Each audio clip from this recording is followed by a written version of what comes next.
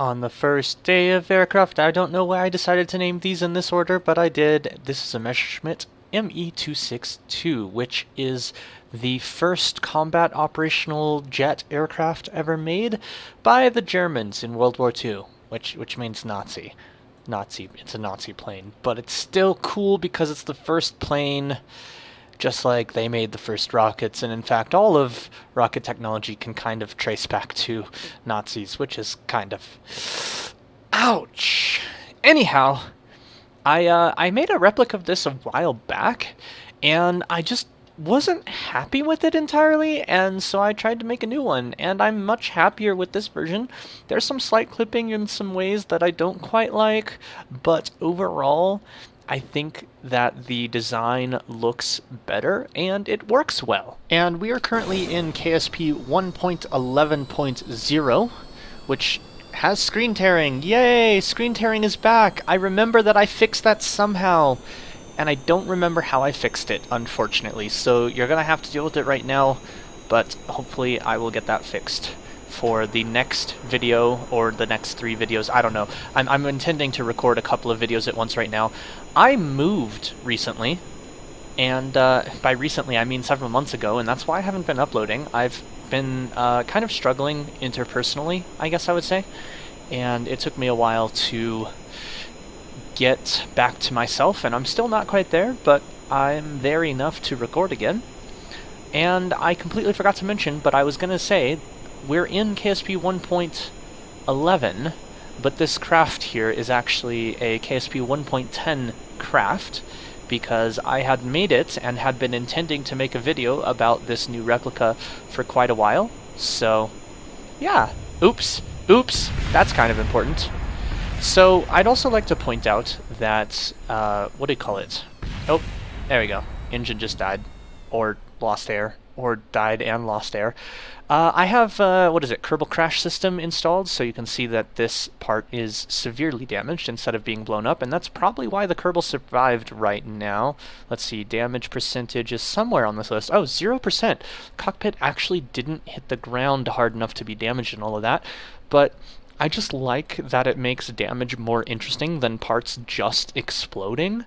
It does make things a little more survivable than they otherwise would be, which is not the best thing, but I think it's worth the trade-off in quote-unquote realism of survival, which, let's face it, Kerbals can survive anything anyhow, and making things just more interesting. There's not much for me to show off with this particular craft, however, I am technically showing 2 craft today.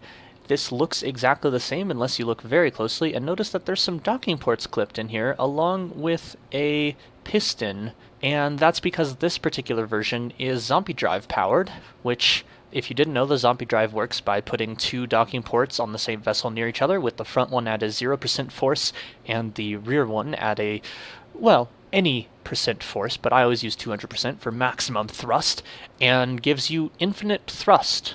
Obviously this is a glitch and not how physics should really work. I forget when this glitch was first discovered. I think it was KSP 1.9 perhaps, or maybe it was 1.10, but in any case this glitch has been around for a little while now, and is quite useful for doing really stupid things. I'm gonna actually time warp right now just to have this plane go faster and higher, and I believe with this design the thrust is so low that it can't actually go super far, but it can go a lot faster than it otherwise would be able to go, and it has infinite range through the fact that it has effectively infinite fuel. And Zombie Drives, obviously I don't want to use this exploit in career mode because that's cheaty as fuck, but for just screwing around and for fun ideas and sci-fi craft, it's a really neat little trick to have. And as this no longer has proper engines, I've emptied all the fuel tanks as well, and of course I've removed the actual engines. In fact, the Zombie Drive sticks out of the end of those cones ever so slightly in the form of the pistons. So Zombie Drives can either be manually controlled by changing this, or you can do what I've done, which is tie a piston to the main main throttle, so that I can control it that way. An alternate form I've seen, but not used yet, is to have the Zombie Drives placed on the other robotics parts, not the hinges, but the, well, hinges or servos, essentially. Servos? That's not the right word. Rotatey parts, so that you can have the craft, what's the word I'm looking for? You can have the craft that the controls are very, very touchy when you're at time warp, of course, because your control input is also time warped. Frick. Basically, by having them on rotational parts, you can have them start out opposing each other so that while they are technically always active, they won't actually make your craft go anywhere unless you use too many of them and your craft just rips apart. So they are a little more dangerous in theory, but you can do that, and then you can have the throttle be a rotation of those parts so that they are no longer opposed from each other. You can use this to make a drive that has forward and reverse as well as neutral instead of just having forward or off as this one has. And the throttle control can be more precise than with my piston version because there is a non-linear response in this magnetism between these parts. There's a minimum range and a maximum range, which is why these ports aren't super close together. If they were closer, they would actually produce less force or connect, or just not work at all, which, you know, obviously means that the zombie drive fails to work. And if they were further apart, then the thrust drops off quite quickly. And the weirdest thing is that basically a third of this maximum configuration is the lowest throttle that you can have with the zombie drive in this particular configuration. Obviously you can manually change the docking acquire force to change that, but yeah, it's kind of a pain. Also, I highly doubt that the standard engine-powered version of this could go this high into the atmosphere. I am 99% certain it could not. But, as you can see, we are gaining speed quite quickly.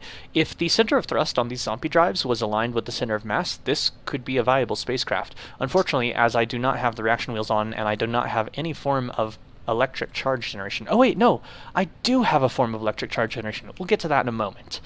But as I do not have the reaction wheels enabled, this will lose control eventually when it leaves the atmosphere. Of course, I can just turn the reaction wheel on, which I'm actually going to go ahead and do just to see how that changes things. I'm going to time warp down just a bit so that I can make sure, try to keep things a little bit better. I'm thinking about whether I need to pitch down slightly or not, because we're basically about to stall from not having enough air. I'm going to go ahead and pitch down just a little bit, and then I'm going to time warp us back up. So you can see we are falling just a little bit. In fact, we're falling even further when I turn off the time warp. But that will allow us to gain more speed, so it might be able to start lifting again. I'm not really sure. I guess at this point I'm trying to take this plane into space. That's probably a bad idea. I mean, it's definitely a bad idea, but, you know, why not? It does have infinite range and infinite power that does not require one to be in the atmosphere. Ah, yes, I completely forgot for a moment, but I wanted to mention.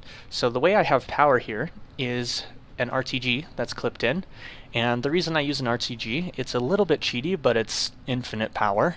That I kind of don't like that it's cheaty for that reason. However, it is very effective on these because the pistons do require power to operate, and therefore this craft would have no way to control its throttle after the first few adjustments of the throttle because there's no way for it to generate power, which is why I use the RTG. So cheaty plus cheaty equals more cheaty. It suddenly occurs to me, did I close the intakes? Yes, I did, because this technically still has intakes, and if you close them, they produce less drag. Also, it occurs to me, I made a U2 replica a while back. I wonder what it would be like to put some zombie drives on the U2 for high altitude flight, because I think this is going to fail soon because it's not going to have the required lift to continue up. That said, it is working surprisingly well even at this extreme angle of attack. Minimal drag, lots of lift. So definitely not space capable, however it does have a very significant range, as you can see by how far we've gone. Obviously an infinite range as long as you are bounded by Kerbin. So, what's the logical thing to do? I was going to go land it, but that would take a while, so instead I'm going to give us time warp just a little bit, and aim down. What better way to end a video than splashing into the sea at 4 times time acceleration? I'm actually not going to splash into the sea at 4 times time acceleration. I'm actually going to pull out of it. Pulled out of it a bit sooner than absolutely necessary. And, you know what? Let's land at full throttle. Let's see how it takes that. It's a terrible idea. You should never do this, obviously, but why not, right? Why not?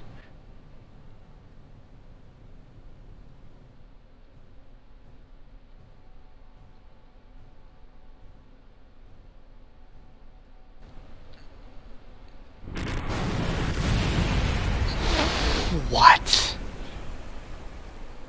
What? What? How did I get to nearly orbital velocity there? What? Okay, a bunch of stuff got damaged, right? Okay, nose cone splashed down and was destroyed. Elevon 2 broke 2 G-forces, 884 Gs. NCS adapter splashed down, like, wow. That did not go at all the way I expected that. The inline cockpit apparently broke apart at 491 Gs, even though most G-forces endured apparently is 576. That's crazy. What the heck? Can I want to switch to that, but it doesn't let you switch to things when you're dead. Oh, yep, it's a wing. The wing's intact. The wing is, or at least mostly intact. It's not entirely intact, but that's still quite amazing. Anyhow, thanks for watching. Both of these will be available for download in the description. The Z262 is on Mega rather than Kerbal X, while the Messerschmitt Me-262 is on Kerbal X, as you would typically expect.